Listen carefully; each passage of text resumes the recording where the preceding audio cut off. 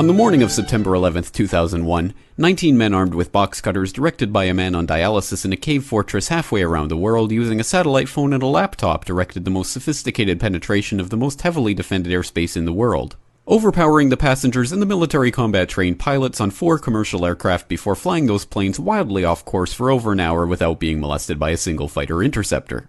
These 19 hijackers, devout religious fundamentalists who like to drink alcohol, snort cocaine, and live with pink-haired strippers, managed to knock down 3 buildings with 2 planes in New York, while in Washington a pilot who couldn't handle a single-engine Cessna was able to fly a 757 in an 8,000-foot descending 270-degree corkscrew turn to come exactly level with the ground, hitting the Pentagon and the Budget Analyst Office where DoD staffers were working on the mystery of the $2.3 trillion that Defense Secretary Donald Rumsfeld had announced missing from the Pentagon's coffers in a press conference the day before, on September 10th, 2001.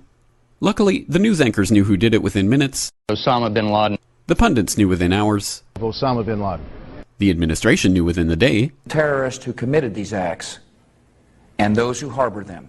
And the evidence literally fell into the FBI's lap. That a hijacker's passport was found blocks from the World Trade Center crash site, if you can believe that. But for some reason, a bunch of crazy conspiracy theorists demanded an investigation into the greatest attack on American soil in history. That investigation was delayed, underfunded, set up to fail, a conflict of interest, and a cover-up from start to finish.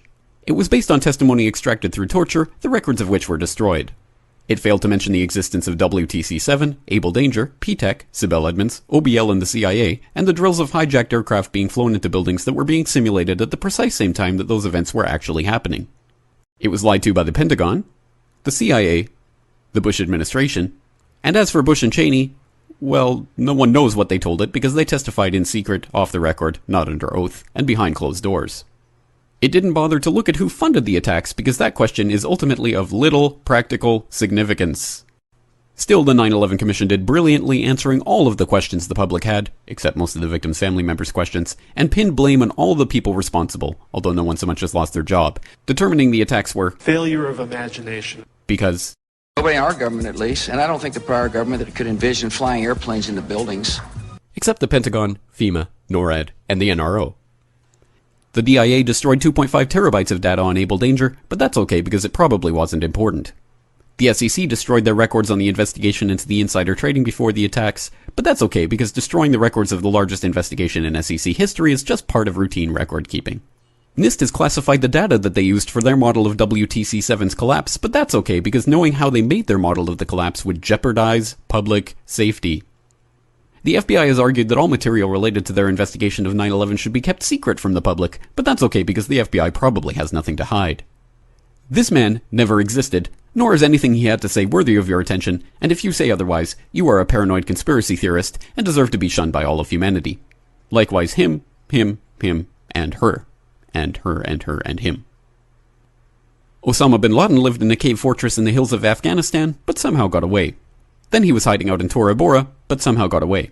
Then he lived in Abbottabad for years, taunting the most comprehensive intelligence dragnet employing the most sophisticated technology in the history of the world for a decade, releasing video after video with complete impunity and getting younger and younger as he did so, before finally being found in a daring SEAL team raid which wasn't recorded on video, in which he didn't resist or use his wife as a human shield, and in which these crack special forces operatives panicked and killed this unarmed man, supposedly the best source of intelligence about those dastardly terrorists on the entire planet.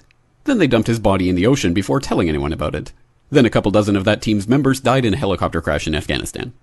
This is the story of 9/11, brought to you by the media which told you the hard truths about his head could be seen to move violently forward. And they took the babies out of the incubators. And mobile production facilities. And the rescue of Jessica Lynch. If you have any questions about this story, you are a batshit paranoid tinfoil dog-abusing baby hater and will be reviled by everyone. If you love your country and or freedom, happiness, rainbows, rock and roll, puppy dogs, apple pie, and your grandma, you will never ever express doubts about any part of this story to anyone. Ever.